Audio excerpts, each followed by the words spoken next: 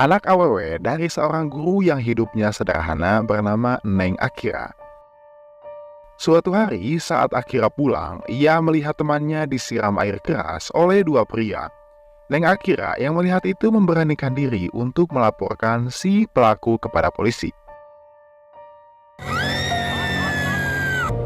मैंने देखा था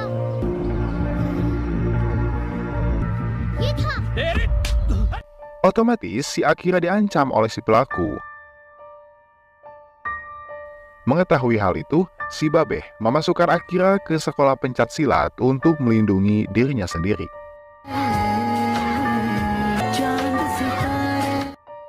Saat pulang sekolah, si Neng menonjok si preman kampung yang tadi. Bahkan saat si preman itu akan menyiram si Neng dengan air keras lagi, si Neng justru berhasil membelokkan air itu ke benget si preman. Akibatnya, si Neng ditangkap. Sebab menurut para saksi, Akira lah yang menyerang duluan. Dan si Neng dibawa ke tempat rehabilitas anak selama 3 tahun untuk mengembalikan mental dan nama baiknya. ये भी कह रहे हैं कि इस पागल लड़की ने 3 निर्दोष लड़कों But I have witnesses. I can prove Akira is innocent. लेकिन तमाम सबूतों के आधार पर कोर्ट के भी अकीरा शर्मा को बच्चों के रिमांड होम में रखा। 14 tahun kemudian, si Neng kini sudah dewasa dan cantik bahenol. Ajay, kakak Akira yang tinggal di Mumbai, mengajaknya untuk pindah ke Mumbai supaya si teteh Akira bisa kuliah di sana. Setibanya di Mumbai, si teteh bertemu dengan Silpa dan saudaranya yang bernama Sid. Keesokan harinya, saat mereka sedang sarapan, Ajay memberitahu si teteh Akira bahwa ia sudah mendaftarkan Akira di Universitas Holy Cross. Sesampainya di universitas itu, Ajay dan Akira menemui kepala sekolah. Setelah menyelesaikan pendaftaran, Akira sempat menanyakan mengenai asrama. Kepala sekolah mengatakan jika semua asrama di sana sudah penuh. Namun ada satu kamar yang tidak pernah terisi sebab pernah terjadi kasus bunuh diri di kamar itu. Namun si teteh nggak peduli dan fine-fine aja. वहाँ सुसाइड कर लिया था तब से बंद है। फादर मुझे कोई प्रॉब्लम नहीं सर। अगर रहना चाहती है तो डिस्करेज क्यों कर रही है? अच्छा अजय, जो ओल्ड चर्च बिल्डिंग ये रहा। Saat Akira mengisi data diri untuk tinggal di asrama itu, tiba-tiba salah satu mahasiswi melaporkan kehilangan barang. Dan ternyata hal ini sering terjadi di asrama itu. Si ibu mengingatkan kepada Akira untuk selalu berhati-hati dan menjaga barang bawaannya. आप भी अपना सामान संभाल के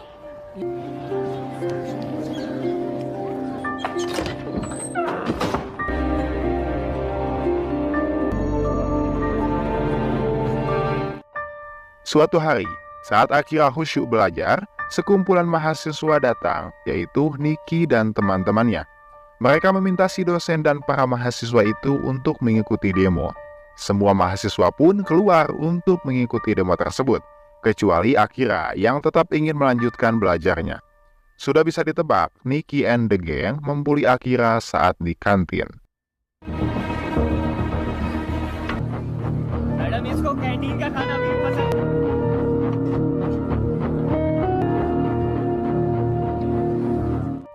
Di suatu malam, profesor dosen ditabrak oleh inspektur Manik. Si dosen marah, tapi malah dipukul oleh si inspektor. Sang dosen yang tidak terima datang ke kantor polisi untuk membuat laporan, bahkan sampai mengancam. अरे सर छोटा सा मामला है। तुम मेरी कंप्लेन अभी लिखो और एफआईआर दर्ज। मैं बोल रहा हूँ ना कुछ चले सर, देख लेंगे इनको। Mahasiswa kampus melakukan demo terhadap polisi atas kejadian yang menimpa dosen mereka, dan terjadilah kerusuhan. Polisi menembakkan gas air mata hingga membuat para mahasiswa lompat kaditu-kadir. Dengan santai, Akira berjalan untuk mengambil berkas laporan yang tergeletak di tengah jalan, lalu menghampiri komisaris polisi dan menyerahkan berkas tersebut.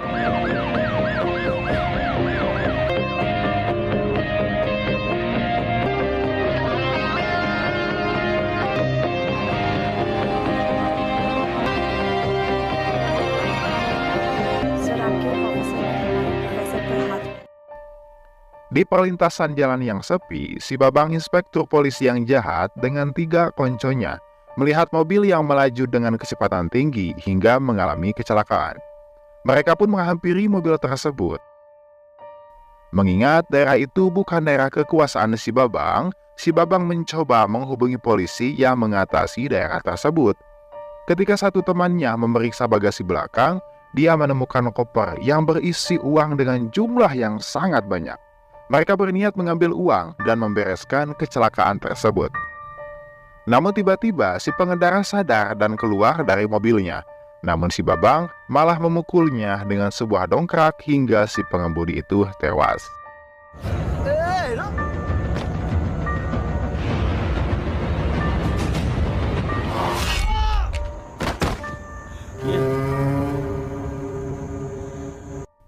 Di kamar yang remang-remang, awewe ungkluk simpanan si Babang bernama Maya sengaja merekam perbincangan si Babang yang berkaitan dengan kejadian tersebut. Maya yang merasa dilecehkan oleh si Babang bermaksud untuk meminta bantuan kepada kedua temannya. Mereka merencanakan di sebuah kafe dekat kampus dan mencoba menyusun sebuah rencana agar Maya terlepas dari si Babang yang terus mengganggunya. Bahkan Maya bermaksud untuk memeras si Babang. Namun kedua temannya itu menolak, sebab mengingat yang mereka hadapi adalah seorang polisi. Mereka berdua bergegas keluar dari kafe yang kebetulan bersamaan dengan mahasiswa yang keluar dari kafe tersebut. Maya mencoba meyakinkan kedua temannya, namun tetap saja mereka menolak. Saat Maya ingin mengambil uang di dalam tas, ia menyadari jika handycam yang ia gunakan untuk merekam si Babang hilang. Maya yang tahu para mahasiswa juga berada di sana, ia bertanya kepada salah satu pelayan di sana.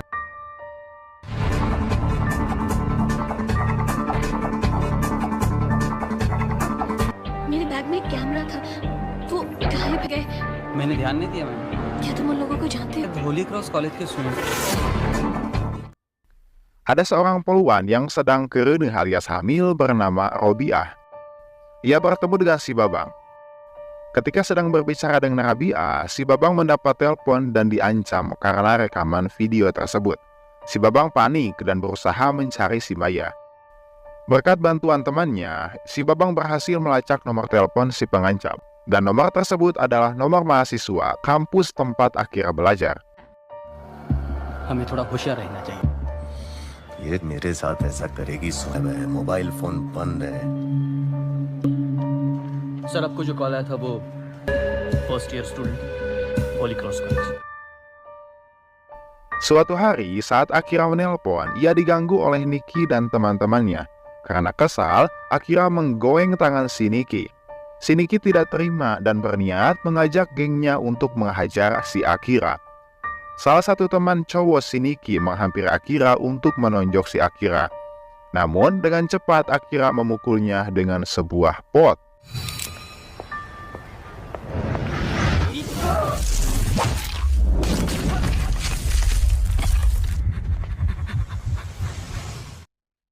Akira lari dan bersembunyi di kafe. Si Niki mengajak lebih banyak temannya untuk menghajar si Akira. Cara apalun jika nama mun si Neng Akira terjawara. Akira bahkan meledek mereka dengan meminta maaf dan berkata kalau dia memang takut. Akira juga berkata kalau dirinya telah membuang waktu belajar selama 3 tahun dan tak ingin mendapatkan masalah lagi jika harus menghajar mereka semua. Tiba-tiba satu pria mencoba menghajarnya. Namun dengan cepat, Akira menahan tangan itu dan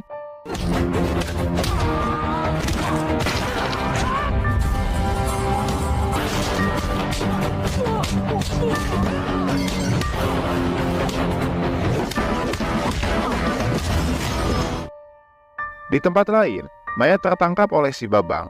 Maya diinterogasi dan disiksa. Karena kesal, si Babang menendang kursi itu sampai Maya terjatuh hingga Maya pun tewas. Si Babang memanipulasi kematian Maya dengan dugaan bunuh diri. Kasus tersebut ditangani oleh Poluan Rabiah. Ia mendapatkan kejanggalan atas kematian Maya. Melihat lebam di mata dan pipi di mayat si Maya, Rabiah berpikir kalau Maya telah dibunuh. Bersamaan dengan Rabiah yang memiliki catatan tagihan si Maya, ia menyelidiki satu persatu tempat yang dikunjungi oleh si Maya. Charger तो है लेकिन कैमरा नहीं। क्या है madam? Credit card का बिल 4 जगह पर card swipe किया है। Beauty parlour, pub, supermarket. Rabiah menyelidiki kafe dekat kampus Holy Cross dan mendapatkan identitas kedua teman Maya. Setelah itu, Rabiah memberitahu alamat dua teman Maya kepada Konco si Babang. Konco si Babang menangkap teman Maya dan berbohong kepada Rabiah kalau mereka telah kabur. Di sisi lain, Akira yang pulang lebih awal ke asrama menemukan tas tergeletak di depan kamarnya. Akira mengeluarkan barang-barang yang ada di dalam tas tersebut. Kemudian, polisi Konco si Babang masuk ke dalam kamar si Akira. Keduanya menemukan barang bukti handycam yang berisikan video si Babang. Lalu mereka menangkap Akira tentunya. Dan ternyata Akira beserta kedua teman si Maya dibawa ke tengah hutan untuk dihabisi. Namun Akira bisa lolos berkat ilmu bela dirinya, sementara dua teman Maya tewas ditembak.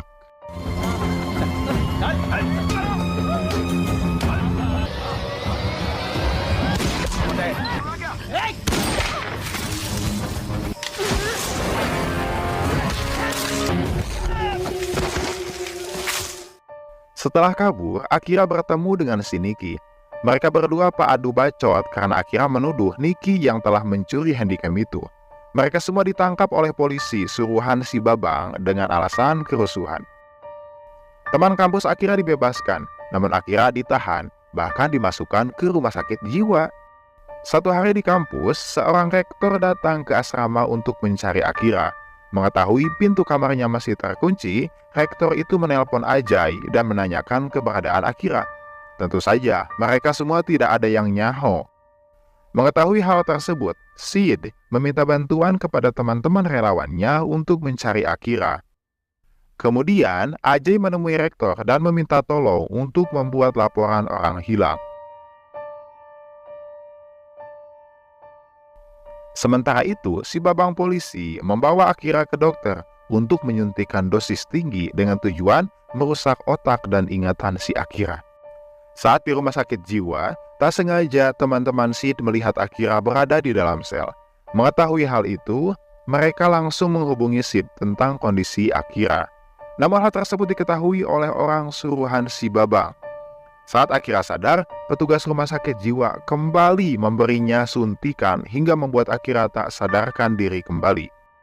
Keluarga Akira, rektor kampus, dan teman-teman Akira menanyakan hal ini kepada polisi dan dokter di rumah sakit jiwa itu. Namun, karena pihak rumah sakit jiwa sudah dikasih uang tutup mulut sama si Babang, mereka semua mengarang cerita dan mengatakan jika Akira memang benar-benar edan. क्या किया? ये कुछ 11 बजे बाइक पे ड्यूटी पे था। मुझे देखा तो वो अजीब सा भी हो ना। मैं बाइक से नीचे उतर गया। बाइक ऐसा। Rabiah mendatangi kediaman rektor dan menanyakan soal para mahasiswa yang melakukan pesta di sebuah kafe, di mana Maya kehilangan kameranya. Berkat bantuan CCTV, ia menemukan seorang mahasiswi yang mengambil handycam di dalam tas si Maya. Dan ternyata pelakunya adalah putri dari si rektor. Rektor kesal dan menampar anaknya. Lantas, rektor itu menjelaskan kejadian yang sebenarnya. Sebenarnya, si rektor tahu kalau anaknya itu telah mencuri. Demi menjaga nama baik, ia membawa barang curian itu dan meletakkan barang tersebut di depan pintu kamar Akira. Tepat saat semua penghuni asrama sedang menikmati masa liburannya. Si rektor melakukan itu bertujuan agar Akira membawa tas tersebut kepada dirinya dan dapat mengatakan kepada semua murid bahwa pencuri itu telah mengembalikan barang curiannya dengan menaruhnya di depan kamar Akira. Namun si rektor tak melihat Akira saat malam itu. Lalu keesokannya, rektor itu mendatangi kamar Akira. Namun kamar Akira terkunci. Dan ternyata pada malam itu Akira pulang dan mengatakan kalau dia menemukan tas itu. Bahkan, semua yang Akira alami saat malam itu, dia ceritakan kepada si rektor, mulai dari dia membuka tas itu, dan datang dua polisi membawa Akira dengan barang-barang tersebut beserta handycamnya. Akira juga mencerita bahwa mereka juga membawa dua pria dan bahkan menghabisi mereka berdua. Dan si rektor juga berkata kalau putrinya itu sempat menghubungi salah satu polisi yang berada di dalam rekaman. Si anak mencuri tas itu memang untuk mencemarkan nama baik ayahnya. Aduh, Neng. Sebab memang hubungan si rektor dengan anaknya ini selalu pasea, alias tidak harmonis. मेरे फ्रेंड्स के सामने मुझे मारा के लिए गुस्से में मैंने ये सब किया में ये मेरी आदत बन गई। बड़ी आसानी से तुमने सुना की वजह से कितनी लोगों की जिंदगी बर्बाद हो चुकी है। Setelah mendekam di penjara beberapa hari, Akira berhasil lolos setelah dibantu oleh salah satu pasien rumah sakit jiwa bernama Rani. Akira menemui keluarganya dengan mengutarakan kejadian yang dialami. Namun mereka semua tidak ada yang percaya.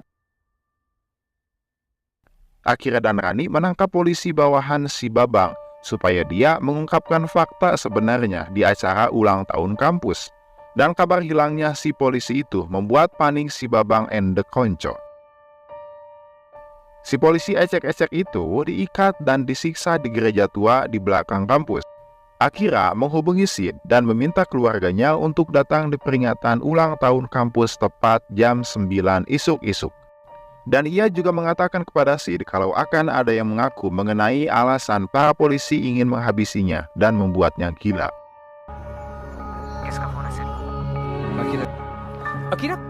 Akira कहाँ हो तुम? डैड को सब कुछ बता दिया है। माँ को साथ लेते आना। बात तो सुनो तुम। Hello? Keesokan harinya, sebelum acara dimulai, Rani memeriksa kehadiran pemilik kampus. Namun sialnya, polisi bawahan si Babang mengetahui Rani. Rani diikuti dan Rani pun ditembak mati. Setelah itu, si Babang and the Gang membebaskan si polisi yang ditawan dan langsung memburu si Akira.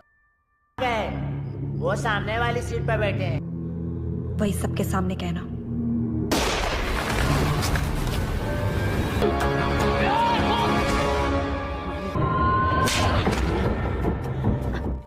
Si Babang berusaha memanipulasi kejadian dengan membuat seolah-olah Akira berontak saat akan ditangkap.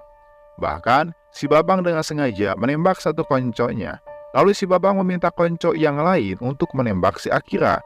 Si Babang sempat pasea dengan bawahannya sebab tindakannya yang arogan dan ingin menang sendiri.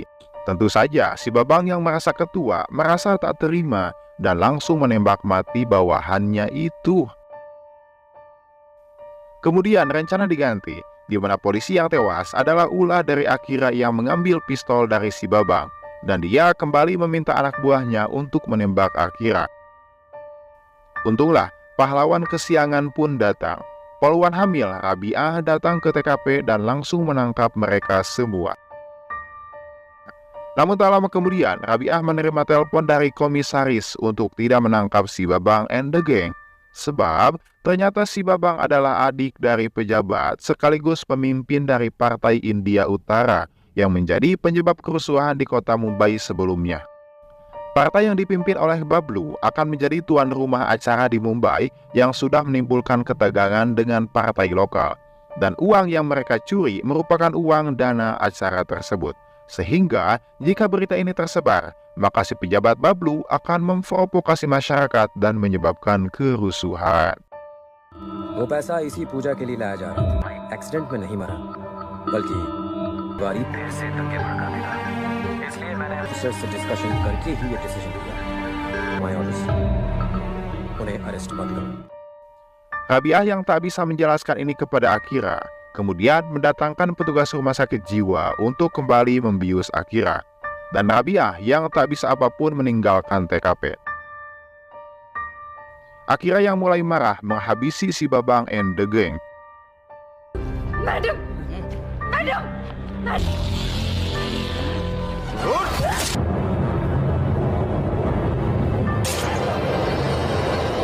Rabi'ah yang mendengar suara tembakan langsung kembali ke TKP dan shock melihat kejadian tersebut. Lalu Akira meminta kepada suster untuk menyuntiknya lagi. Saat Akira dibawa oleh petugas rumah sakit jiwa, keluarga Akira dan para mahasiswa penyandang disabilitas menghampiri Akira dan berbicara kepada Akira menggunakan bahasa isyarat. Mereka bertanya, kenapa tangan Akira penuh dengan darah? Akira menjawab dengan bahasa isyarat pula, dan membuat para siswa itu tertawa. Lalu Rabi'ah bertanya, apa yang Akira katakan? Dia menjawab kalau Akira telah memaku tangannya di salib. Rabia terdiam dan terharu dengan jawaban Akira karena semua kejadian yang sudah dia lalui. Lalu, Akira dibawa oleh petugas ke dalam mobil ambulan. Singkat cerita, Akira keluar dari rumah sakit jiwa tanpa ada kasus apa-apa dan pulang ke kampungnya untuk meneruskan almarhum ayahnya menjadi seorang guru untuk penyandang disabilitas.